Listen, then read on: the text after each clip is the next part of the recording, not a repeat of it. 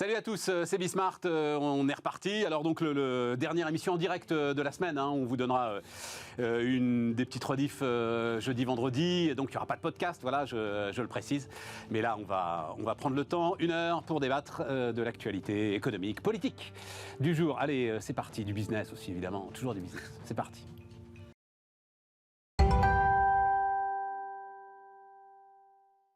Et donc autour de la table, Jean-Philippe Cartier, salut Jean-Philippe, H8 Collection, Bruno Maisonnier, salut Bruno, Another Brain, et Luc Breton, salut Luc, Next Gen Entreprise.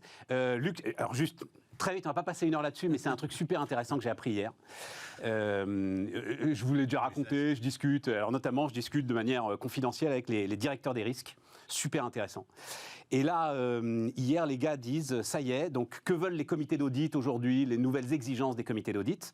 Ça y est, les RH, tiens Jean-Philippe, ça va te parler aussi d'ailleurs, les RH, les recrutements, tout ça, c'est devenu sujet critique pour l'entreprise.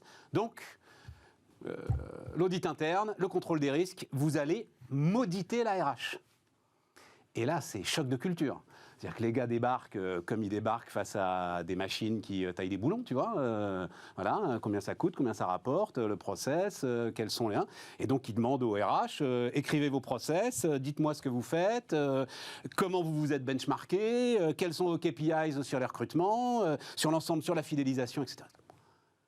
Les mecs sont noyés. Les gars des RH n'ont pas ça, en fait. Ils restent, pour beaucoup d'entre eux, dans un truc totalement artisanal.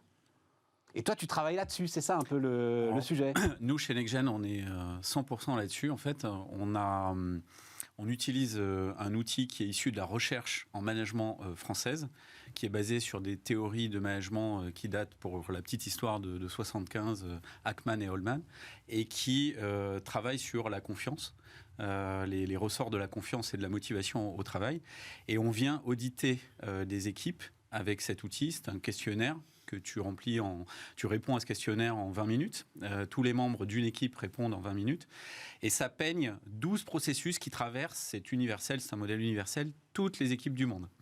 Et ce qu'on a publié comme résultat de recherche, c'est que plus une équipe est alignée sur ces processus, plus elle est performante. Et on a la courbe de régression qui a été publiée dans ce papier. Et donc, on vient faire ça. Alors... Et tu peux mesurer, parce que leur grand sujet, c'est le taux de rétention, quoi. Leur grand sujet, c'est les gars qui se barrent, en fait. Voilà. Alors, c'est comment faire en sorte que le type comprend et qu'on va former en continu, puisque c'est ça le sujet, il ne nous quitte pas tous les 6 mois, quoi. Alors, le gros sujet, c'est d'être capable de diagnostiquer, donc prendre une photo de où on part, où en est l'équipe, et puis ensuite de l'amener à progresser en fonction des problématiques à améliorer, et donc que l'équipe se sente actrice dans la définition de son plan d'action. Et donc, grâce à ça, on donne à la RH finalement le moyen de cranter une progression et surtout de dire où on est. Oui, et de pouvoir se comparer aux autres. Et de pouvoir se benchmarker en permanence. On a fait ça, à l'heure où je te parle, sur plus d'1 millier d'équipes, ce qui a permis de faire cette publication de recherche. On est les seuls à faire ça, il n'y a pas d'équivalent. C'est Made in France en plus, et ça permet vraiment de donner une capacité à rationaliser quelque chose, comme tu le disais, qui est aujourd'hui très irrationnel et qui peut être très artisanal en fait dans l'approche, ou pire, du B52, c'est-à-dire je suis la RH, je fais, tu sais, l'enquête, la fameuse enquête annuelle qui est présente dans tous les grands groupes, et puis ça me donne des résultats très macro, et puis en fonction de ces résultats très macro, je me dis à la RH, bon ok, il faut insister sur tel sujet. Par exemple, je vais déployer le feedback en mode B52, tout le monde va se former à ça, ou comment être efficace en réunion, ou je ne sais pas quoi, et j'y vais. Et ça, c'est totalement inefficace. En plus, tu absorbes la formation, elle est obligatoire. C'est ça. Alors qu'il faut une individualisation. Le seul KPI que tu vas cocher, c'est que les gars aient fait la formation, et à la fin, ils vont être un peu forcés de le faire, donc ils vont le prendre comme tel. Et puis, à la fin, ils auront résolu peut-être un problème une fois sur X, mais souvent inutile parce que soit ils faisaient déjà ou soit c'était pas le sujet pour cette équipe-là, et tu passes complètement à côté de l'essentiel. Donc c'est quelque chose qu'il faut personnaliser, qu'il faut cranter, mesurer, et qu'il faut suivre dans la durée, et donc rationaliser ça, c'est un grand enjeu. Et on est effectivement là-dessus aujourd'hui, et on cartonne avec ça parce que ça répond à un besoin d'appréhender maintenant cette chose-là de manière mesurable. Le truc, c'est qu'il y avait, Jean-Philippe, il y avait tous les secteurs. Je sais que toi, hôtellerie-restauration, voilà. Mais il y avait tous les secteurs. toi, t'es un peu... Ouais, t'es dedans aussi, Bruno? Je suis pas concerné. Non, oui, voilà, c'est ça. Toi, t'es pas concerné. T'es sexy en lui-même. Voilà, ouais. Et on a une toute petite équipe, donc de toute façon, marginalement, on trouve. Mais je sais que le domaine est concerné. Mais avec tous les secteurs. Et le truc, je finis avec ça, c'est que ça a été encore plus grande surprise. Toi, tu disais attendre du comité d'audit, le carbone, la RSE, etc. Oui, c'est ça. Non. Non. La dimension... Non, c'est pas audité. La dimension humaine est au moins aussi importante que la dimension environnementale. Moi, je pense même plus, évidemment. Non, mais c'est le début le truc, c'est le carbone. C'est l'enfance de l'art. Le carbone aujourd'hui, c'est proclamé, c'est pas audité. Alors oui, dans les boîtes hyper exposées, tu vois, mais sinon, en fait, ça passe encore comme une lettre à la poste. Bon, Jean-Philippe. Salut. Le meilleur connaisseur de Bruno Le Maire. Alors, je te laisse cette... Il a failli passer à la casserole ou pas? Je crois pas, non. Bon, je le dis très vite, la presse unanime raconte que dans la dernière semaine, si Julien Denormandie avait voulu prendre Bercy, il prenait Bercy et Bruno Le Maire, c'était au revoir. Je peux pas, évidemment, j'ai échangé avec lui, mais je crois que c'est simple. Je crois que Bruno Le Maire, il souhaitait rester à Bercy. Ouais. Donc, comme il a fait 5 ans à Bercy, je crois que tout le monde sait que c'est un record. Je pense que personne lui reproche son quinquennat au ministère de l'économie. Il avait une idée précise, c'est de rester à Bercy. Ça veut dire, est-ce qu'il y a eu des discussions à un moment donné pour qu'il aille ailleurs? Possible. Ouais, d'accord. Quand on remanie et quand on évolue après un quinquennat de 5 ans de Macron, j'imagine bien qu'il y a eu des discussions, on lui a proposé autre chose. Lui étant très arrêté sur son idée, il est très à l'aise à Bercy. Il dit, et juste pour que tu comprennes bien, il considère que même un ministre expérimenté comme il a fallu 2 ans pour qu'il maîtrise parfaitement le navire de Bercy. Donc il considérait, et je suis complètement aligné avec ce point, qu'après 2 ans de compréhension, de savoir où il y avait les clés, où il y avait la caisse, où on pouvait aller pour avoir un oui ou pour avoir un non, et pas se retrouver pieds et mains liés par un système qui est quand même très technocratique et qui bloque pas mal de choses, il pense que c'était sa meilleure utilité était de rester à Bercy. Sinon, il avait d'autres projets, je peux t'en parler, puisqu'on en avait déjà parlé, donc il était assez à l'aise. Il avait d'autres projets de vie qui étaient déjà échangés et discutés pour aller dans une forme d'action toujours utile. Donc lui, son souhait au gouvernement, c'était de rester à Bercy. Donc évidemment, j'imagine que d'autres gens avaient envie d'aller à Bercy. Mais je crois que tu as bien constaté qu'il est resté à Bercy. Ouais, non, mais... Et très franchement, alors c'est vrai qu'on discute ensemble autour de Le Maire depuis des années. Et j'avoue, Jean-Philippe, mais je l'ai déjà dit, que mon avis a radicalement changé sur le bonhomme, mais vraiment radicalement. Et que j'aurais trouvé... complètement dingue quand on voit ce qu'il y a devant nous, parce qu'il faut voir ce qu'il y a devant nous.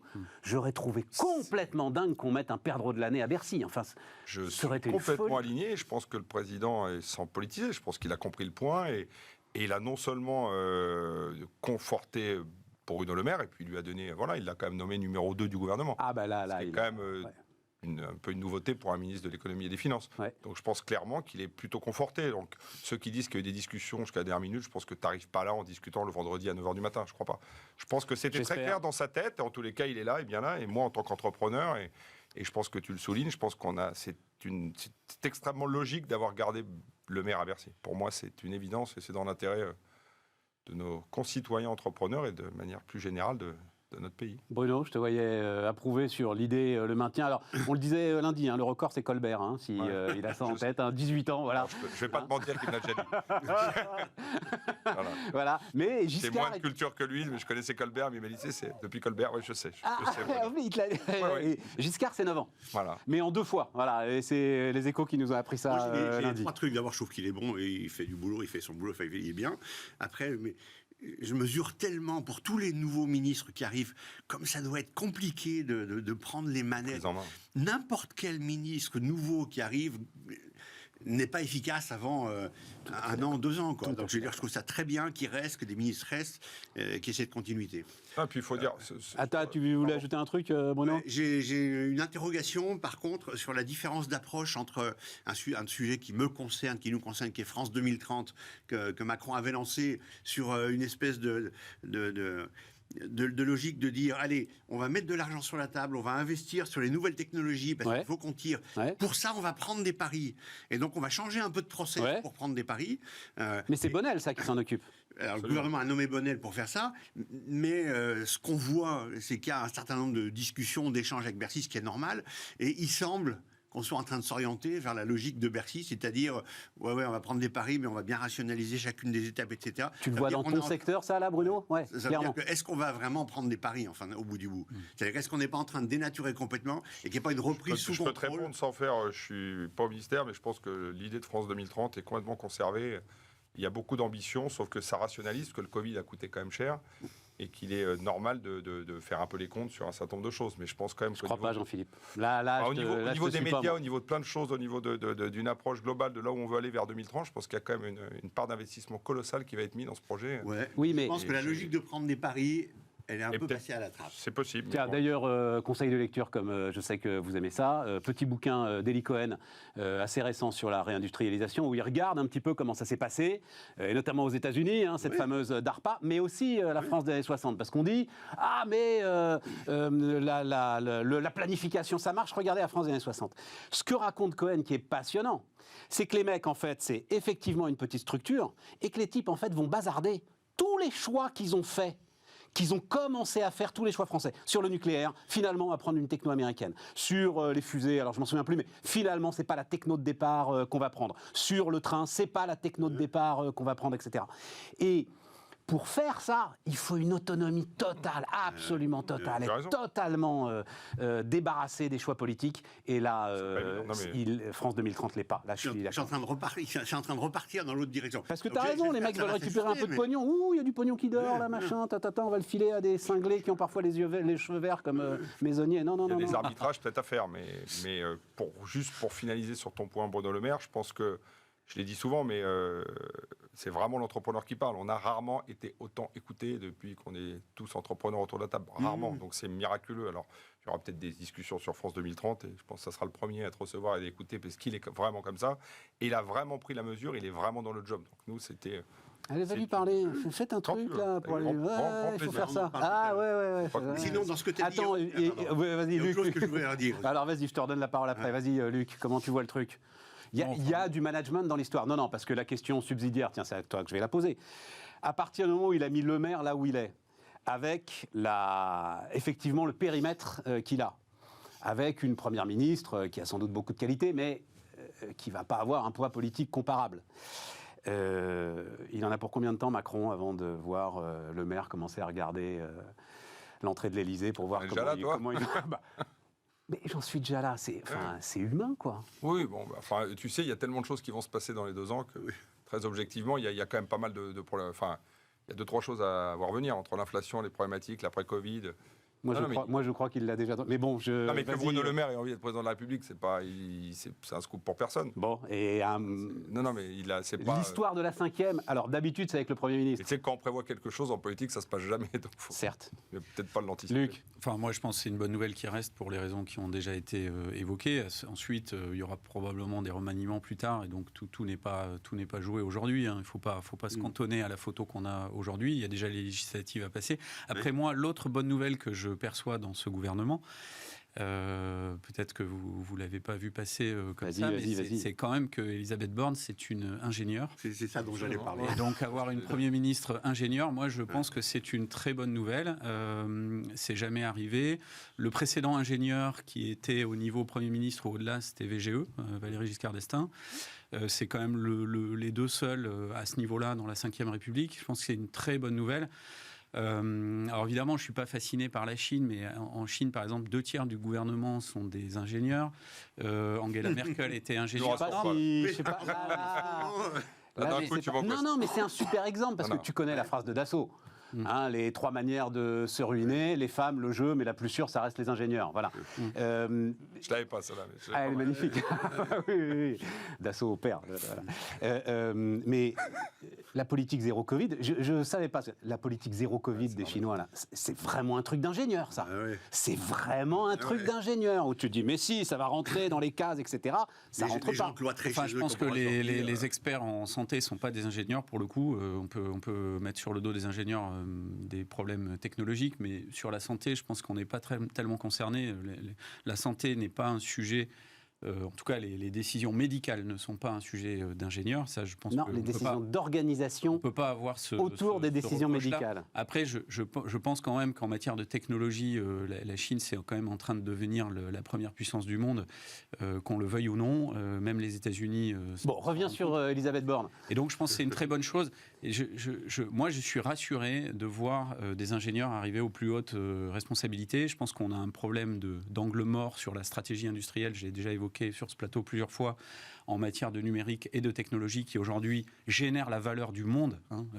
Je fais un raccourci, mais enfin, passez-le moi, mais la valeur du monde, elle est générée par la techno aujourd'hui. Et si on n'a pas des gens issus de cette filière scientifique, mathématique, physique, au plus haut niveau de l'État, on est totalement... on est en cécité, quoi. On voit pas ce qui se passe, on voit pas les enjeux, on comprend pas surtout les enjeux du monde dans lequel on vit aujourd'hui. Et donc c'est plus important parce que je vois la French Tech qui demande un ministère, moi les bras m'en tombent. Je vois le monde du numérique qui dit ah mon Dieu, on n'a pas de ministère, etc. Alors, c'est plus important d'avoir un ingénieur Premier ministre. Il n'y a pas de ministre du tourisme. Alors, mais ça j'allais y venir pour toi. 10% du PIB, alors, le Premier ministre ingénieur, je pense que c'est une très bonne chose. Et ensuite, d'avoir ajouté les termes de souveraineté dans un certain nombre de ministères, dont celui de Bruno Le Maire sur la souveraineté numérique, ça me semble extrêmement important. Parce que là, on affiche clairement les choses. Il va y avoir un sujet de souveraineté numérique à mettre en œuvre. Aujourd'hui, je pense qu'on est encore assez loin. Je pense que sur le premier quinquennat, on a pris position sur le sujet, on a bien compris, on a commencé à s'aligner. Maintenant, il faut réaliser. Il faut ouvrir, je l'ai dit plusieurs fois, au moins 50% de la dépense publique vers des acteurs IT français et européens, et puis permettre aussi aux services... mais à l'économie privée de le faire. Si tu dis ça, je ne veux pas aller sur ce terrain-là, parce que, mais enfin, quand même, moi, c'est un truc. Ça aurait été peut-être mieux que le ministère de l'Éducation nationale soit un prof de maths, non, quand même? Alors non, juste cette question-là, c'est un vrai, tu vois, praticien je suis d'accord avec des maths, des ingénieurs, je pense que le niveau en maths et la capacité à former des gens bien instruits en maths est catastrophique dans ce pays. C'était pas le cas il y a quelques années. Oui, je suis d'accord. Je pense que c'est une filière de tête. Moi, je suis entièrement d'accord. Génial. Devrait être promu. Génial, un ingénieur Premier ministre, c'est génial. Mais vous êtes sûr ça? Parce que Angela Merkel aussi est une scientifique. On regarde le bilan 10 ans après, quoi. Oui, mais ça fait pas tout. Mais on a besoin d'avoir des gens qui comprennent un peu, qui comprennent plus que juste politiquement. Après, le truc le plus important pour le moyen terme, c'est quand même que l'éducation nationale produise les ingénieurs du futur. Des ingénieurs du futur, enfin des gens de bon niveau, quoi. Tout part de là. Et là, pour le moment, on n'est pas sûr qu'on aille dans la bonne direction. Souveraineté, alors quand même, les gars, moi, je suis frappé d'une chose, donc... Oui, non, tu disais on n'a pas de ministère du tourisme. Non, tu parles du ministère du... Oui, je ne demande absolument pas un ministère du tourisme. Non, mais c'est vrai qu'il y a un truc... Normalement, il y a un truc PME, artisanat, tourisme. Je pense que tu l'auras après. Non, mais je pense que le ministère de l'économie, tu parlais avec la souveraineté, est en charge de ces... Il fait les mêmes réunions que fera le ministère du tourisme. Oui, mais ça fait beaucoup quand même. Ça fait beaucoup, mais ça a été bien géré, très objectivement. On a tous été considérés comme il le fallait, comme si on avait une filière. Enfin, Jean-Baptiste Lemoyne a fait le job, mais c'était chapeauté par le ministère de l'économie. Voilà, donc... je considère... Tu vas avoir un secrétaire d'État qui va quand même s'occuper de ça. Moi, je pense. C'était pour rebondir sur la French Tech. Sur la French Tech. Oui, la French Tech. Enfin, je sais pas. T'as pas besoin d'un ministre pour le. Si, pour l'économie numérique, tu as besoin d'un ministre pour l'économie numérique. Oui, pour les enjeux de souveraineté le sujet, c'est pas d'avoir un ministre ou pas, c'est qu'est-ce qu'on fait. Est-ce que c'est prioritaire ou pas? Aujourd'hui, c'est écrit sur le fronton du ministère de Bruno Le Maire. Donc pour moi, c'est une obligation à être efficace. Je n'ai pas besoin d'un secrétaire d'État s'il est sur un strapontin et qu'au final, sa voix ne compte pas. Je préfère avoir 10% du temps de Le Maire. Je comprends. Pour faire des choses plutôt que 100% de quelqu'un qui de toute façon n'a pas le chapitre. Parfait. Complètement parfait. Pouvoir d'achat, comment vous regardez ça, Jean-Philippe? Pour le coup, le secteur, toi... Comment je regarde ça, c'est-à-dire sur... Eh bien, alors, donc c'est intéressant. On va avoir, il y a deux choses. C'est large comme question. Ouais, c'est large, t'as raison. Pouvoir d'achat. Vous avez 2 heures. Il y a deux choses. La première chose, c'est donc, le maire dit, donc il va y avoir un projet de loi, machin, etc. et tout, mais il faut que l'effort soit équitablement partagé. Et là, je regarde ce que raconte la CPME, je trouve ça super intéressant. Donc la CPME dit les hausses de salaire à un moment vont devenir dangereuse, on entretient le phénomène d'inflation. Donc, donnez-nous, mais alors, une défiscalisation, désocialisation totale des heures supplémentaires. Les heures supplémentaires en mode prime Macron. C'est-à-dire, il faut vraiment que ça ne coûte rien, etc. Et tout. La prime Macron versable en plusieurs fois, comme on pourrait le faire. Bref, des dispositifs comme ça qui ne sont pas de l'argent public, parce qu'on va en parler, c'est quand même important, restent de l'argent de la boîte, mais peuvent être distribués beaucoup plus facilement. Et... T'as peut-être envie de... Vas-y, non. Non, moi j'ai une... Enfin, là, je vais répondre purement de mon ressenti d'entrepreneur. C'est toi qui as le plus de salariés, Lucas. Tous les jours. Déjà, il faut sortir des... faut juste essayer de regarder le day-to-day, ce qu'on voit tous les jours avec ses collaborateurs. Il y a un problème profond et puissant de pouvoir d'achat. Celui qui ne l'a pas compris, il est complètement décorrélé. Il est vrai surtout, je te donne un exemple tout con, dans une de nos grosses affaires de restauration, il y a trois plats qui n'existent plus. Je fais la remarque au patron qui le gère, il me dit parce qu'on ne peut plus acheter tel produit, parce que sinon il faudrait vendre le truc 30 balles de plus. Il y a vraiment, c'est plein de petites choses les unes mises bout à bout, mais qui sont en train vraiment de changer à coût de 7%, de 8%, 10%. J'ai un énorme projet dans le sud de la France, tu vas comprendre, mais pardon, ça vaut la peine. J'ai quand même un conducteur général de travaux qui m'a rendu les clés en me disant... Ce quartier, je ne sais pas si c'est 15, c'est 22, si c'est 25 millions dans un an. Donc je sais qu'on va se fâcher, je ne peux pas assumer, merci, au revoir. Qui m'a planté comme ça. Voilà, c'est nouveau ça, à ce point-là. Parce qu'on ne sait pas si il est incapable de dire, un mec bien sérieux avec qui je travaille, qui m'a dit, je ne sais pas, je connais votre caractère, je suis incapable à 10-15% près de m'aligner. Non, mais on doit quand même cadrer un minimum, tu vois. Il est impossible de cadrer, il a préféré poser les clés et dire, je m'en vais de ce chantier-là. Donc il y a un vrai sujet. Quand on revient au personnel, aux gens qui travaillent pour nous, il y a un problème de pouvoir d'achat profond. Nous, les entreprises... Alors, ces PME ou les augmentations de salaire, je pense qu'il y a des secteurs qui peuvent augmenter les salaires. Alors après, nous, on voit ça, comme tu le discutes toi, de manière macro. Moi, je pense qu'il y a beaucoup de secteurs qui peuvent augmenter les salaires. Je pense que dans les secteurs de la restauration qui fonctionnent bien, nous, on a des affaires à 10, 15 millions d'euros de restauration, ce pas des petites affaires. Des affaires d'hôtellerie qui fonctionnent bien, je pense. Moi, j'ai fait quelques télés. Mais vous l'avez déjà fait. Non, mais on est en train de le faire. Il y a sur des salaires minimales, c'est en train d'opérer. Je ne suis pas sûr que 70 ou 80 euros vont changer, mais je pense que c'est aussi, je le dis, en tant qu'entrepreneur, de notre responsabilité. On augmente nos tarifs, puisqu'on a des coûts qui sont un petit peu plus élevés, on les augmente correctement. Nos marges d'EBITDA restent cohérentes, en tout cas c'est ce que je vois sur une année comme celle-ci, donc je pense aussi que c'est notre responsabilité. Après, tout ce qui va dans le sens, qu'est-ce qui n'a jamais bougé, parce qu'on oublie tout le temps, mais l'impôt sur les sociétés, on arrive cette année, je faisais mes bilans, tu sais que j'en ai pas plus tard que vendredi dernier, et enfin on est au 25% d'IS, on oublie de le dire, mais ça fait 20 ans que moi je rêve qu'on soit à 25, on y est. Il me dit alors il a vraiment fait? Oui, c'est 25 cette année. Je dis, ah bon, on n'a même pas stagné à 27,5, non 25. Il y a un truc qui reste une problématique, mais on ne peut pas tout avoir et sur lequel on se défend, c'est le coût du travail. On peut en parler 1000 fois, on en a parlé 50 000 fois, c'est le coût du travail. Moi, j'aime bien l'idée des heures supplémentaires. J'adore. Tout ce qui fait... C'est quoi pour moi les heures supplémentaires? Je le dis mal, je le dis très avec des mots d'entrepreneur. C'est le fait de payer mieux les gens. Tu sais, il y a des gens qui restent 2 heures de plus au bureau, ils ne le déclarent pas. Mais exactement. Donc, c'est pas... Non, mais c'est tout à fait ça. C'est le fait de pouvoir payer mieux les gens. Un peu de con, de dire, je lui ai mis 4 heures. Il y a des mecs qui vont au bureau, ils bossent, et puis tu as envie de leur donner 1000 balles de plus parce qu'ils ont travaillé, qu'ils sont derrière toi à 200%. Bon, si c'est 1000 balles, ils sont totalement déchargés, c'est mieux. Je suis 100% aligné. Par contre, je considère que sur une partie de ma salariale, peut-être des plus bas salaires, qui nous permettent d'augmenter les gens, plutôt que de parler que, et je finis là-dessus, mais des heures sup, je pense qu'il faudrait qu'on travaille aussi sur le coût du travail. Si on arrivait à gagner 10, 15, je ne demande même pas, juste 10, 15, 20%, qu'on puisse vraiment, en nous obligeant, le réallouer à l'emploi, au salaire, on gagnera un temps. On ne ferait pas du micmac entre celui à qui on veut donner une prime, celui à qui on ne veut pas, celui qui a fait des vraies heures sup, des fausses heures sup.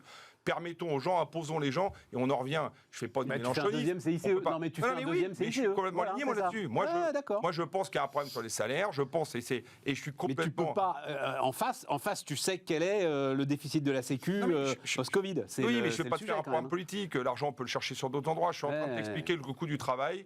Tout le monde le sait autour de la table. Ce que tu payes 3, ça coûte 6. Bon, voilà, il y a une équation qui ne va pas. L'argent, on peut notamment aller le chercher sur la réforme des retraites, mais visiblement, ça n'aura pas lieu. Mais si... Écoutez, ils n'en parlent pas maintenant parce qu'il ne faut pas en parler maintenant.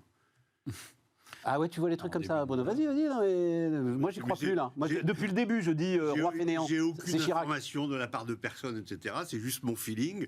Mon feeling, c'est que ce n'est pas le moment d'agiter le chiffon rouge, mais que c'est tellement essentiel pour toute la suite que ça sera fait après. Je pense qu'il a vraiment dans les cartons de le faire. D'accord. Vraiment. Après, peut-être que l'été lui donnera tort. Mais...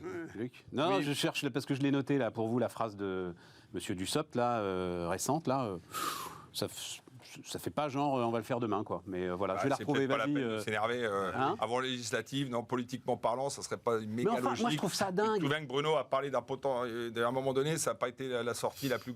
Il a eu le défaut de l'honnêteté. Il a dit s'il faut passer à un moment donné par un 49.3, personne ne peut vous dire ici que c'est impossible qu'il y ait un 49.3. Il l'a dit de manière la plus honnête, transparente. Ça a fait un tollé pendant 8 jours. Oui, mais enfin. mais ça a été honnête de dire. Voilà, Au premier tour de l'élection présidentielle, Emmanuel Macron, ayant clairement affiché la couleur à 65 ans, est arrivé en tête. Que je sache. C'est quand même une légitimité qui devrait lui permettre d'avancer, surtout quand on sait, encore une fois, ce qui arrive devant nous. S'il ne le fait pas il est arrivé maintenant. en tête. C'était une élection encore particulière. Je pense qu'on peut tous. Donc, ce sera au mois de septembre ou au mois d'octobre, nous a dit Monsieur Dussopt, avec un calendrier qui devra tenir compte de la négociation, de la concertation et de la formalisation d'un accord. Emballé, c'est pesé. Qu'est-ce qui ne va pas là-dedans? Qu'on n'en verra jamais le jour. Ah, écoute, rendez-vous au mois de septembre, octobre. On verra. Parce qu'au mois de septembre, octobre, on sera dans une situation encore plus grave, ça, c'est sérieusement dégradée, et que là, ce sera plus possible. S'il y a une récession, plus la guerre qui continue, les problèmes d'alimentation, de restrictions sur le blé, l'énergie, ça va être très très complexe. Hein. Mais tu ne peux que le comprendre. Enfin, je veux dire, objectivement... Non, moi je l'aurais fait là, maintenant. Oui. Bon, clac. Si ça passe pas en début de mandat, je pense que dans un an, c'est mort. Hein. C'est courageux ce que tu dis. Mais c'est pas courageux. C'est courageux de... je sais pas... Non, mais d'y arriver le 15 mai... J'ai pas à le faire. Ça aurait été courageux qu'il le fasse. C'est comme ça qu'on va dire. Mais je pense qu'il y a tellement de... Je suis 100% aligné. Il y a tellement de sujets. Moi, je parlais... Je ne vais pas faire de... Enfin bon, peu importe, mais il y a des vrais sujets quand même. Oui, mais il y a des sujets à venir importants. Tous vont se renforcer. Oui. Hier, interview passionnante d'un spécialiste des matières premières alimentaires. On n'a encore rien vu. Oui. Et puis c'est écrit. L'alimentaire, c'est comme la démographie. Oui, ce qui pousse pas, ça va pas pousser, quoi. Voilà. Donc c'est écrit. Ça pousse pas dans la nuit. Donc voilà, il exactement. faut récolter. Exactement. Mais pour moi, la réforme des retraites, c'est une façon de regagner un peu de liberté et de respiration financière, budgétaire, pour être capable de réinvestir bien ici. Sûr, là. Mais bien sûr. Il faut le faire. Moi, je crois que ça On va est se tous faire. d'accord. Et c'est la seule Ils ont façon besoin de le faire. Mais bien sûr. On est tous d'accord là-dessus. Après, il y a un autre sujet, moi j'espère qu'il va bouger avec ce nouveau mandat, c'est la dépense publique. Moi, ça a été une de mes grandes frustrations sur le premier. Je pense que le sujet n'a juste pas été Tu sais quoi, Luc? Attends. Marque une pause et on parle de la dépense publique juste après, justement, on va pouvoir parler largement.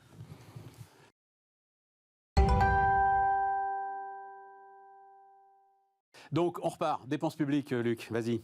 Oui, c'était une de mes grandes frustrations du premier quinquennat. Je pense que là, la deuxième bonne nouvelle, à part d'avoir une ingénieure Premier ministre, c'est d'avoir Stanislas Guerini à la transformation de l'État. Je pense que c'est la bonne personne pour prendre ce sujet vraiment. Ah, pourquoi? Je ne connais pas du tout, vas-y, dis-moi. Parce que c'est quelqu'un qui connaît le monde dans l'entreprise, qui a également passé dans le monde du conseil et qui a une capacité d'analyse et qui connaît très bien les arcanes de l'État. Donc puis qui a une dynamique volontaire, quoi. Incroyable. Ouais. Donc c'est quelqu'un d'ultra analytique, qui connaît le sujet, qui connaît le contexte et qui a la capacité de mise en œuvre, comme on le disait pour Bruno tout à l'heure. Donc moi je suis assez ravi que ce personnage-là passe à l'action, sorte de l'appareil politique pour passer à l'action. Et sur la transformation publique et les échanges entre public et privé, je pense qu'il y a un gisement gigantesque à la fois de productivité, de réengagement et d'amélioration de l'efficacité de l'appareil public que ce personnage-là va pouvoir mettre en œuvre. Bien. Donc je suis assez confiant là-dessus et je pense que ça pourrait être un des marqueurs forts de ce quinquennat. Voilà, moi je mise sur l'action de Stanislas Guerini en la matière. Bon, et parfait. je l'attends en tout cas. T'as vu, tout le monde est content. Ouais. Tout le monde est content. Sauf que la réalité, c'est que le premier des projets de loi va être un projet de loi pouvoir d'achat. Plus les jours passent, plus on rajoute des trucs dedans. Là, j'ai appris... On va s'en féliciter, hein, Jean-Philippe, mais la prime de 8 000 € pour l'embauche d'un apprenti, finalement, c'est prolongé. Très bien, bravo. Tout ce qui est la formation, c'est-à-dire la réforme formation de Muriel Pénicaud, qui connaît un succès formidable, notamment l'histoire des bilans de compétences, là, etc. Ah bah oui, mais sauf qu'il faut le payer, qu'on n'avait pas prévu ça, donc boum, on en rallonge. Bon, alors, la Commission européenne a dit « Ok, on peut encore jouer de la flûte pendant un an ». On n'avait pas prévu tout ce qui se passe non plus. Non, on vit dans un monde qui bouge tous les jours. L'Ukraine, c'est quand même un vrai chaos. Enfin, ça crée vraiment beaucoup plus de problématiques. On a l'impression de l'isoler parce que ça fait 90 jours et on en parle moins aujourd'hui qu'il y a un mois, mais il y a des impacts assez lunaires. Moi, j'apprends des trucs, mais je te donne des exemples de dingue. Enfin, juste sur des bornes de voitures électriques que je vais mettre dans des hôtels, on m'a dit c'est dans 18 mois parce qu'à cause de l'Ukraine, il n'y a plus de bornes. Enfin, j'ai ça x 10. J'ai ça x 10 sujets. Absolument. Et au début, tu dis vous exagérez, vous moquez de moi. Ça, plus ça, plus ça, c'est l'Ukraine. Tu dis à ce point. Voilà, ça a quand même des impacts forts et profonds. C'est clair, la question c'est est-ce qu'il y a plus d'impact en France que dans les autres pays par rapport à ce que tu disais par exemple sur la dépense publique, par rapport aux investissements publics ou à l'efficacité de l'État. On voit par exemple que sur les autres, c'est...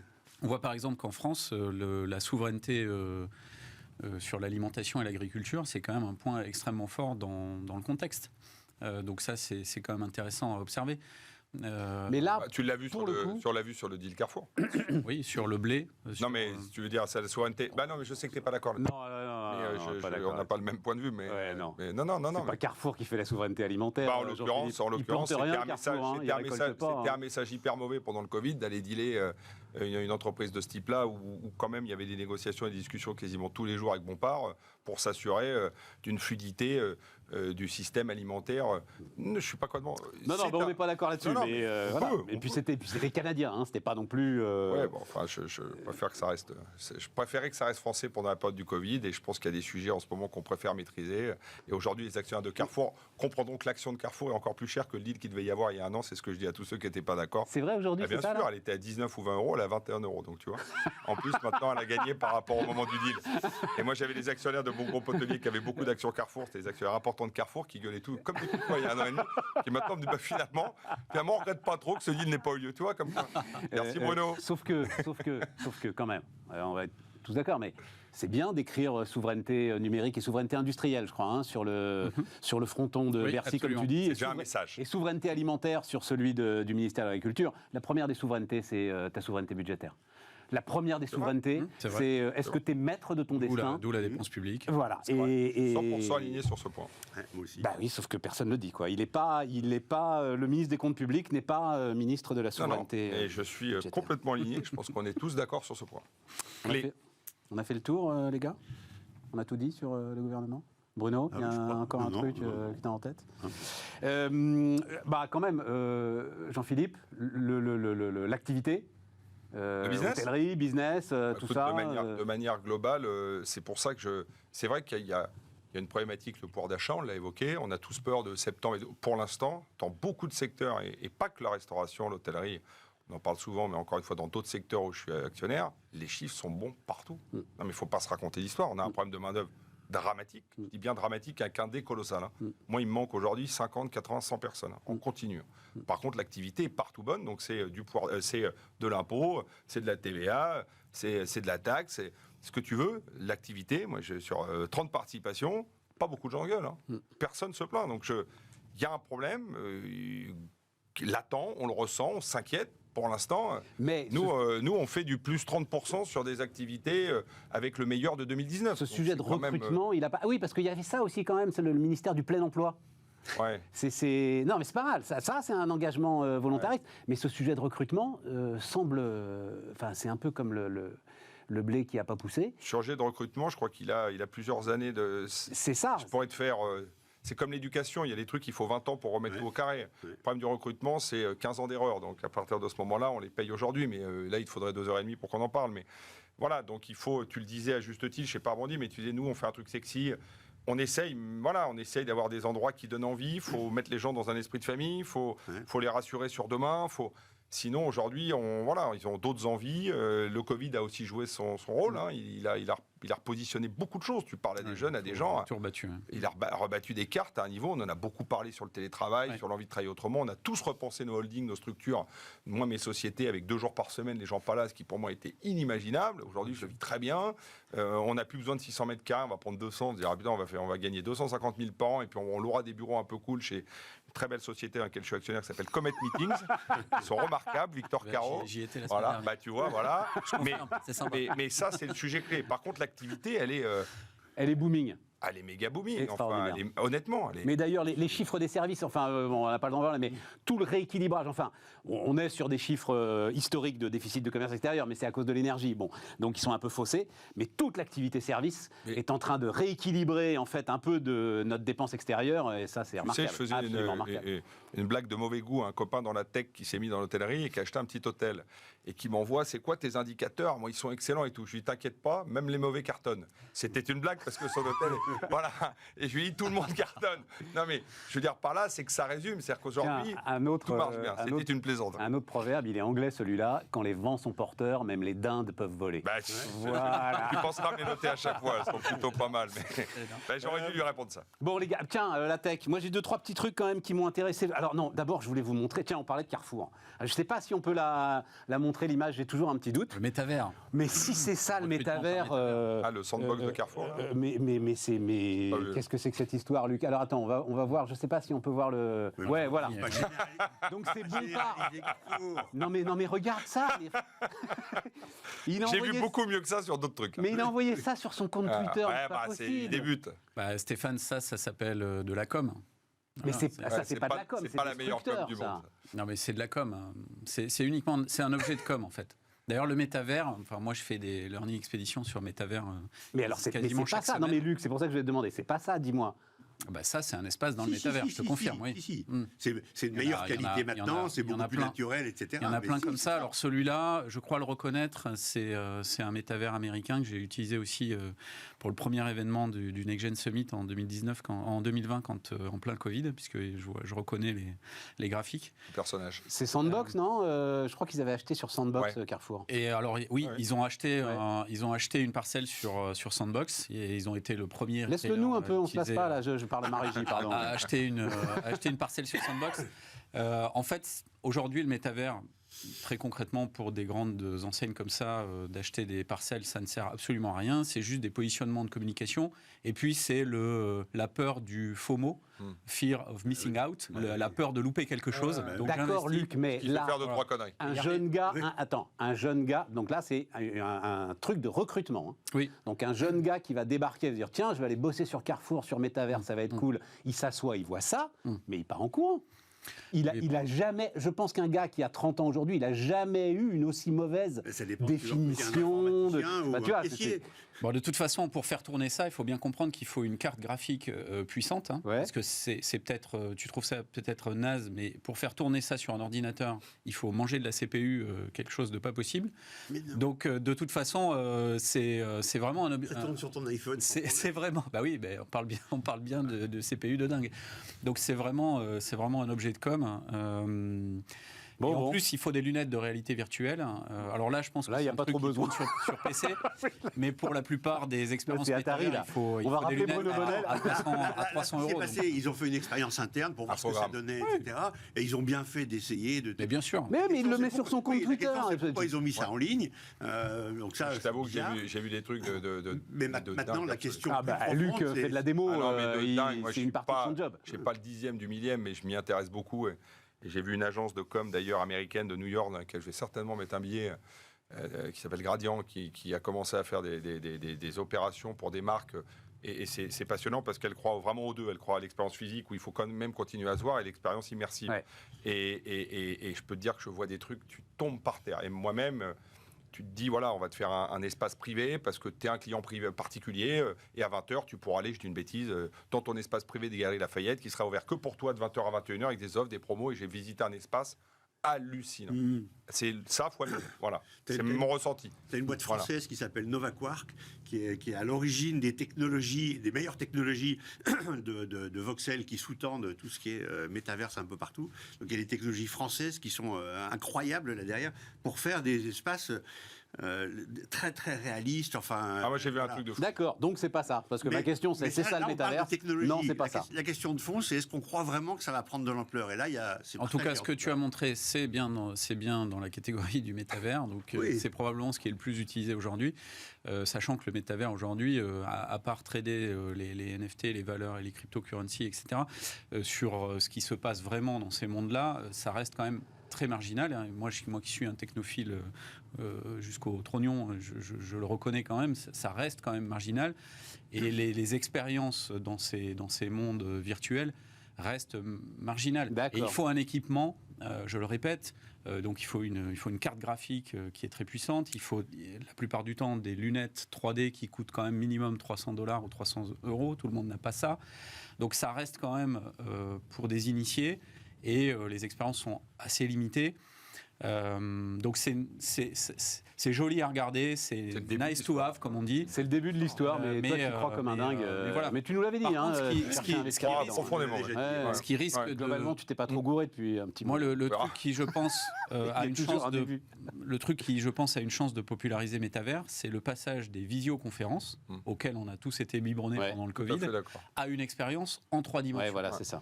Et donc, lorsque les majors, pour pas les citer, mais vous les avez tous en tête, vont rajouter la possibilité de passer en mode métavers ou en mode visio à 3D avec des hologrammes ou avec uniquement des avatars, là, on a une chance de passer à l'échelle de manière assez...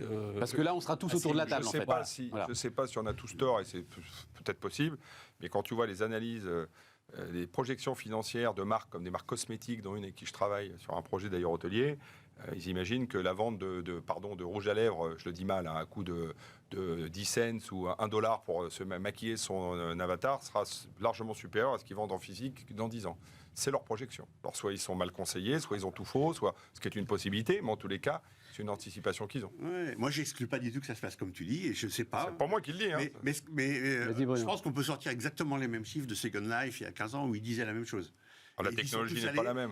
Non, mais la technologie n'est pas la même. Il n'y a pas eu le Covid, il n'y a pas eu les Zooms, il n'y a pas eu... Déjà à l'époque, ils étaient au début... Facebook n'a pas changé son nom en méta. Enfin, non, il y a eu pas mal de choses. Jean-Philippe, parce que tu étais peut-être trop jeune, toi, à ce moment-là, Second Life. Non, ça nous a fascinés. Ça nous a fascinés au même titre que ce qui se passe aujourd'hui. Non, moi je tiens... Mais je pense que c'était trop tôt. Peut-être. Mais je pense que quand tu vois, moi j'ai un pote qui bosse chez Facebook, quand tu vois le travail et l'implication mise et investie dans le projet de demain, ils peuvent se gourer, mais s'ils se gourent, ça va être des impacts colossaux pour leur boîte. Hein. non, c'est plus anecdotique. Hein. Ça, c'est clair.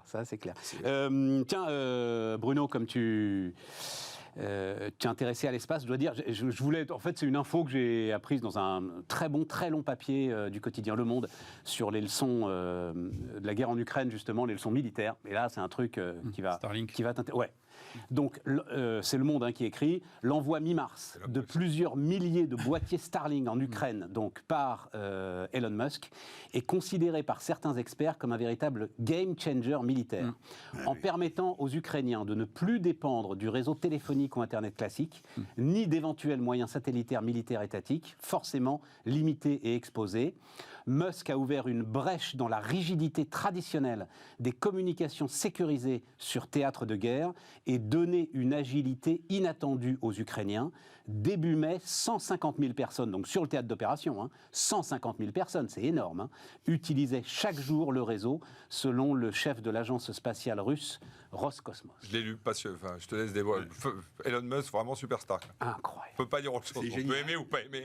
Mais le mec, j'ai lu l'article, j'étais comme toi. Je l'ai lu comme un enfant de 2 ans. Je dis, mais c'est lunaire ce que je dis. Extraordinaire. C'est génial ce qu'il a fait. Ton avis me passionne. Plein de questions. Ouais. Alors vas-y. C'est un individu, finalement, je ne sais pas si c'est une décision de toute l'entreprise, mais c'est un individu qui décide ça. Il décide de prendre part avec ses moyens. T'as raison. Alors c'est dans le bon sens. T'as raison. Mais il a été élu par personne. Enfin, ça pose des tas de questions. Il a raison. Moi, ça m'a même amené la question en disant, mais est-ce que c'est pas le gouvernement américain qui lui a demandé, en disant, histoire de ne pas apparaître en première ligne C'est pas le genre, hein. Non, c'est pas le genre. Non. Je te rappelle qu'il avait proposé un one-to-one à Vladimir Poutine en combat. Plus, il a avoué il y a peu de temps qu'il était passé de démocrate à républicain, donc il n'est pas en odeur de sainteté auprès de l'administration Biden. Donc c'est pas le genre, et il a fait pareil sur Twitter, puisqu'il change les règles d'utilisation de Twitter. Et ce qui est intéressant dans l'exemple que tu viens de mentionner, Stéphane, c'est qu'on a des exemples maintenant extrêmement concrets de ce qui s'est passé sur le terrain. C'est-à-dire que la colonne de 60 km qui attaquait Kiev, elle a été immobilisée pendant plusieurs jours. Je ne sais pas si vous vous souvenez de la photo. Bien sûr, par 30 mecs un commando de ninja là, qui était sur des quads et qui se connectait au grappe de satellite de Musk, donc pour garder la connexion, avoir les informations et pouvoir dézinguer les ravitaillements de cette colonne de chars en gasoil et en énergie et en ravitaillement des militaires pour les nourrir, hein, parce que 60 km de chars et d'engins logistiques, ça mange, ça boit et ça consomme. et donc voilà, c'est un exemple qui peut-être explique que les commandos russes, sur le plan initial d'envahissement de Kiev et de prise des bâtiments et d'encerclement et des prises de bâtiments de décision, n'a pas fonctionné. Oui, mais voilà, ce que dit Bruno, moi, on en a déjà parlé ensemble, c'est un homme seul. C'est-à-dire, à cette période-là, il y a eu le fameux truc ciel ouvert. Et l'OTAN, assez légitimement d'ailleurs, dit on ne peut pas, les gars, s'ils nous dessout d'un seul avion, on se retrouve entraîné en guerre mondiale. On a le même problème aujourd'hui pour sortir le blé. Aujourd'hui, il n'y a pas un tanker qui va approcher parce que l'OTAN ne peut pas donner une protection, puisqu'il serait entraîné dans la guerre. Ce que l'OTAN ne peut pas faire, ce que les États...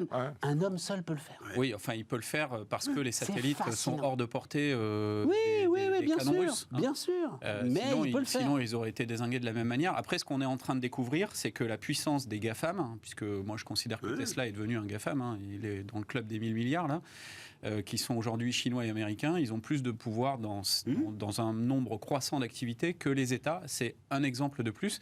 La seule chose qui est nouvelle, c'est que cet exemple s'applique à la guerre et donc à un acte politique, avant d'être un acte économique, puisqu'il n'en retire aucun bénéfice. Et regarde, là, on voit tout ça en disant il est, entre guillemets, du bon côté. Ouais. Mais il serait du mauvais côté, il serait de l'autre côté. Ça serait pas facile, hein. Il serait côté russe, il serait entrepreneur russe avec des moyens satellitaires, etc. À ce moment-là, et tiens, la semaine prochaine... oh mon Dieu. Enfin bref, bouquin passionnant sur le pouvoir. À ce moment-là, le FBI aurait fait toc-toc à sa porte, tu vois, mon vieux. C'est-à-dire, justement, tu vois, le truc... Je ne sais pas s'il aurait pu faire ça s'il avait choisi l'autre camp, justement. Je sais pas, en tout cas, les organisations sont politiques. C'est passionnant et c'est nouveau. Jamais eu. C'est complètement nouveau. Enfin, il y a un impact sur le conflit, tu le lis. J'ai lu cet article, j'ai eu la même réaction que toi. C'est l'article le plus dingue que j'ai eu de la semaine. Eh ben, ça tombe bien, on est en phase. Non, mais tu vois, on est souvent en phase. Il y a que 2 mois, cet article. Moi, je l'ai lu cette semaine. Oui, mais Starlink... L'information Starlink, ça date... Mais j'en avais pas pris la mesure. C'est-à-dire que j'avais vu, effectivement, Starlink, je me dis, oh, pareil. Et même pas l'impact sur le conflit. Voilà, et même je me dis, oh tiens, Musk, tu me déçois, tu te fais de la pub sur... Et c'est là où j'ai dit, il est vraiment fort. Ouais, voilà. Vraiment, là, il m'a... Incroyable. Dernier truc sur lequel je voulais votre commentaire quand même, parce que ça aussi, je trouve que c'est très intéressant, c'est Amazon et la fiscalité en AG. Donc vous savez, c'est les fameux Sayon, là, Sayon Climate. Bon, ben aujourd'hui, c'est l'AG de Total, par exemple. On n'avait pas encore vu ce que je vais appeler un Sayon Tax. C'est un certain nombre d'actionnaires, et assez actifs, qui demandent à Amazon de publier une bonne fois pour toutes le reporting fiscal par pays. Combien d'impôts exactement vous payez dans les pays où vous opérez. Alors, juste en rappel d'ailleurs, parce que Amazon l'a fait pour la France, donc 7 milliards d'euros de chiffre d'affaires, 600 millions d'euros de prélèvements, dont 310, parce qu'il y a la TVA évidemment, dont 310 millions d'euros de prélèvements directs, c'est-à-dire IS, charges sociales, impôts locaux, impôts de production. Et Amazon, c'est 14 000 salariés quand même aujourd'hui en France. Ça veut dire qu'en IS, ça ne fait pas grand-chose. Juste tout va être concentré dans la défense d'Amazon. Amazon dit la fiscalité... La marge en France, c'est peut-être pas colossal. Non, je ne pense pas qu'elle soit... La marge en France, ça ne doit pas être la meilleure du monde. Oui, c'est un distributeur. Tu sais, le chiffre d'affaires d'un distributeur. Non, mais Amazon dit la fiscalité, c'est de la gestion ordinaire. Ça n'a pas à être en AG. C'est du ressort du conseil d'administration. Et donc, si jamais ils avaient le droit d'apporter cette résolution, ça voudrait dire qu'on commence à considérer que la fiscalité est quelque chose de critique, d'extraordinaire, que ça relève de la stratégie fondamentale de l'entreprise et que ça relève de l'Assemblée générale. De base, de savoir où on paye ses impôts, de savoir qui on vire, comment on les vire, comment on embauche. Donc pour toi, c'est un sujet d'AG qui doit être en Assemblée générale. C'est la stratégie de l'entreprise. Pour moi, c'est évident. Et d'ailleurs, au même titre qu'on voit les packs d'actionnaires des grands énergéticiens mondiaux mettre une pression phénoménale sur les énergies renouvelables, de la même manière sur les GAFAM. Si on veut desserrer le pouvoir de quelques personnes, on a parlé de Musk, mais toutes ces boîtes-là sont contrôlées par 2, 3, 5 personnes maximum, c'est insupportable. Ça n'est pas possible. À ce pouvoir-là, les responsabilités sont équivalentes en face. Donc il faut rééquilibrer ça. Et pour moi, le conseil d'administration et les actionnaires doivent pouvoir demander de la visibilité, de la transparence là-dessus. C'est de la RSE de base. C'est vraiment le basique du basique. Et aujourd'hui, il y a des situations insupportables. Vous vous souvenez, en mars, Amazon a vu éclore les premiers syndicats. Hein, ils ont gagné à State Island, c'est à New York. Absolument. Il y a 8300 personnes dans un entrepôt logistique qui ont voté. Ils ont gagné l'installation du premier syndicat. Chez Starbucks, on avait eu une traînée de poudre comme ça qui avait démarré aussi, qui a installé des syndicats un petit peu partout chez Starbucks. Donc c'est le début de la normalisation de ces acteurs-là, je dirais, pour avoir un dialogue quand même qui permette d'équilibrer un certain nombre de choses qui aujourd'hui sont one way, quoi. Hein. Donc, moi, ce qui m'intéresse là derrière, c'est des actionnaires d'où? C'est des Américains? Ouais. Ah, j'ai pas noté. Qui posent des questions oui, sur tout à fait. où Amazon paye ses taxes, dans quel pays ailleurs. Mais une espèce de responsabilité mondiale, hein. Et le premier qui a écrit sur la responsabilité actionnariale RSE, c'est BlackRock. Hein. Oui. Donc voilà, les gars, ils voient bien où sont les tensions. Ouais. Mais j'ai pas noté. Et ça va influer sur la capacité à attirer les talents. Ça va attirer aussi les investisseurs ou pas, et ainsi de suite. Et il y a des choix qui vont se faire de plus en plus. C'est un changement de paradigme. Voilà. Ça va dans. Enfin, moi, je trouve ça. T'es d'accord avec ça, toi aussi? 100% d'accord. Ah non, mais parce que dans la fiscalité, tu as du secret des affaires. C'est comme t'associer à quelqu'un qui me demande, je te dis, un gros actionnaire que j'ai sur un gros projet, qui me dit quel type de peinture te choisis, est-ce qu'elle est machin, est-ce qu'elle est RSE, est-ce qu'elle est écologique, est-ce qu'elle est ici. Sinon, ça m'intéresse pas, j'y vais pas. C'est la même chose. C'est une évolution de périmètre globale. Et on en est très loin.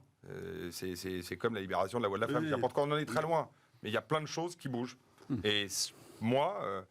je trouve que ça va strictement dans le bon sens. Moi, je vais te donner un exemple très simple. Je me suis assez battu avec des copains partis pour plein de raisons fiscales. Moi, j'ai rien à cacher, puisque justement, je suis en France. Si tu veux, ma fiscalité, il n'y a aucun problème. Je déclare ma boîte, je déclare mes IS. Mais j'en fais pas un avantage concurrentiel. Oui, non, je comprends. Donc, je considère que quand, justement...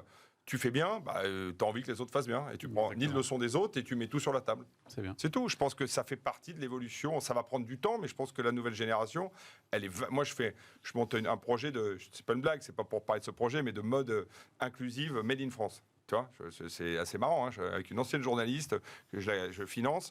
C'est quoi la mode inclusive? C'est une mode qui va de toutes les tailles. On considère que tu fasses du 36 au 45, au 46, je suis pas excellent, tu peux t'habiller de la même manière. Il n'y a pas que des produits pour les gros, des produits pour les belles, super foutus. On le fait en Made in France et un tout petit peu en Made Italie parce qu'on n'arrive pas à tout relocaliser. Et je vois là, on a deux jeunes alternantes de 22 ans qui sont avec nous, qui démarrent avec le projet avec la nana que je finance. Et elles ont des volontés sur la manière de produire, de faire et tout. Moi, j'adore. Si c'est ça la nouvelle génération, je suis 200% derrière. Ça va sur ce même modèle de transparence. J'avais un autre point que j'ai oublié dans mon propos, pourquoi je citais cette marque, mais il y a une vraie volonté de faire différent. Tu vois, donc on parle aussi de France 2030, mais on parle aussi de la relocalisation. On est en train de monter une marque de fringues où 80% va la faire en France. J'ai 99% de chances de me planter. Et de perdre plusieurs centaines de milliers d'euros. 99, mais je vais le tenter, et tu vois, je vais débattre. Alors c'est européen, c'est compliqué, mais je considère que si on relocalise, ça revient à tout ce qu'on dit. Si on relocalise, il faut trouver un système. On ne peut pas baisser la TVA, parce qu'on n'y arrivera pas, parce que c'est l'Europe, mais il faut trouver un système. Si je fais en France, je veux que l'économie, le ministère de l'économie me trouve un avantage à faire en France. Voilà. Donc il y a plein de choses qui vont dans ce sens-là, et tu vois la jeune génération, et c'est conforme à ce qu'on dit. Là, si tu la mets pas, si elle n'est pas sensibilisée à tout ça, elle te pose 3 questions où tu n'as pas encore toi les réponses. Elle n'a pas envie de faire en Chine. Bruno. Il ne vient pas si c'est pour faire comme ça. J'entends et je suis d'accord avec ça. Tu sais, toute ta carrière aussi, les quand même. Et tous les autres, ils continuent à recruter bien largement. Et les gens qui vont chez Facebook, qui est en ce moment pas vraiment du bon côté de la barrière, il y en a plein. Les jeunes de maintenant, il y en a plein. Oui, c'est ça, oui. Il ne faut pas d'angélisme, quoi. Mais il ne faut pas idéaliser. Non, mais sans idéaliser, il y a quand même, tu le vois même, je te dis, dans tout, dans la construction, dans l'écologie que tu mets dans un projet. Tout est quand même en train, tu vois des choses où avant, on se foutait de tout. Voilà, fallait que ça marche, que ça soit fait. C'est moins cher, mais moins comme ça. Aujourd'hui, on fait vachement plus gaffe parce que tout le monde te regarde et qui te regarde. Je le vois sur des produits cosmétiques pour un intérêt personnel sur un projet. Les clients. Mais t'en as combien? Non, mais j'ai pas mal de trucs. Les clients sont terribles. Les clients t'envoient des trucs. Non, mais les clients t'envoient des trucs qui te défoncent parce que justement, tu as utilisé tel produit, tu as reçu 1200 trucs parce qu'il y a une marque dans laquelle on est actionnaire de compléments sur des produits de beauté bio, machin. Il y a un truc qui n'allait pas, tu reçois 250 50 courriers sur un micro-truc, machin, les gens font hyper plus gaffe. Et tant mieux. Bruno, tant mieux. Lui, en tant qu'entrepreneur, et je trouve ça génial, il se lance dans un projet et il est à peu près certain que ça va se planter. Ah, je n'ai pas dit ça, j'ai 95% de chance. Oui, voilà. Il y a une probabilité que ça marche. Non, parce qu'il y va. Non, mais moi aussi, je fais ça. Ouais, bah oui, toi aussi, tu fais ça. Dans lesquels, en parallèle, dans lesquels je suis à peu près certain dès le début que ça va se planter. N'empêche qu'on. Et je trouve que c'est ça, les entreprises. Mais ça va marcher. Ah, mais bien sûr. Mais après, les gars, non. Ça fait bouger les choses. Attends, on va boucler la boucle. Je vous donne le nom, ça s'appelle CQFD. C'est pas mal. La mode CQFD, inclusive. ouais. Voilà. On va boucler la boucle. Moi, ma grande question, là, c'est est-ce que tout ça ne va pas être balayé par les priorités qui seront celles de Non, parce que l'humain, il est l'automne. ce qu'il est, il évolue, il change, et on le voit dans le monde du travail, on voit dans les collaborateurs qu'on recrute, on voit dans la volonté de ceux qui ont 20 ans, 22, 25 ans. Évidemment qu'on peut mettre toujours une...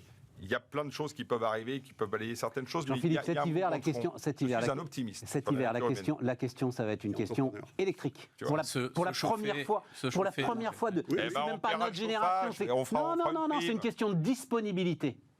Pour la première fois depuis peut-être 4 générations, il va falloir qu'on coupe le courant dans nos maisons de temps en temps, le matin. Ça va arriver. Et donc, moi, c'est ma grande question. Est-ce que tout ça va pas être, tu vois, l'ensemble de ces projets formidables que tu nous décris, est-ce que tout ça va pas être balayé par un retour au réel qui va être violent? On voit que l'Europe importe par bateau du gaz de schiste liquéfié, après avoir expliqué que... Et massivement. Jamais chez nous... on ne ferait ça, c'est quand même une forme de. Et non seulement on l'importe, mais on est à genoux pour le payer et pour être sûr qu'il arrive chez nous. Voilà. Terrible. Non, mais sans tomber sur le grand balayage. Pardon. Tu l'as exprimé, je pense qu'on est aligné. Il y a un mouvement de fond avec des valeurs qui se transforment. Et ça, elles sont là, elles sont présentes. Et moi qui vois beaucoup de gens, c'est vraiment profond. Donc ça sera peut-être balayé 6 mois, 3 mois. Il y aura d'accord. Mais il y a quelque chose qui se passe. Ça sera peut-être retardé, mais il y a vraiment quelque chose qui se passe et ça permet de finir sur une note extrêmement optimiste. C'est pas mal, non? Et juste les jeunes qui sont nés avec les Google, etc., gratuits, ils trouvent ça cool depuis le début. Mais maintenant qu'ils ont grandi, ils s'aperçoivent aussi des limites de systèmes contrôlés par quelques personnes de manière autocratique. Et je pense que ça, c'est des modèles archaïques et potentiellement, c'est des supernovas. C'est-à-dire que ça peut exploser socialement parce que ça devient intolérable à une génération qui ne comprend plus ça, comme tu le disais. Tu as raison. Super, les amis. Eh ben, bon week-end à vous tous, prolongé. Parce que c'est ça aussi la France, quand même, il faut le dire. Et puis, on se retrouve lundi. Très bon.